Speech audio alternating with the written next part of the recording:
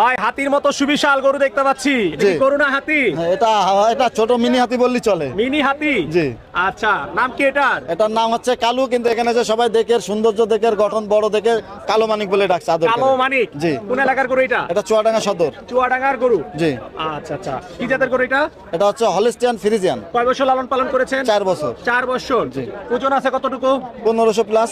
1500 KG? জি। আচ্ছা, এটা কিভাবে ফিতার মাপে না স্কেলে? না, এটা যখন আমরা গাড়িতে করে নিয়ে আসছি তখন ওই গাড়িওয়ালা যখন ওই টোল দেয় তখন ওরাই বলছে। আচ্ছা, গাড়িওয়ালা বলছে? জি। আচ্ছা, যাই হোক ভাই, স্কেলে 1500 কেজি হলে বাংলাদেশের সবচেয়ে বড় গরু হয়ে যাবে। স্কেলে 1500 কেজি এটা হবে না।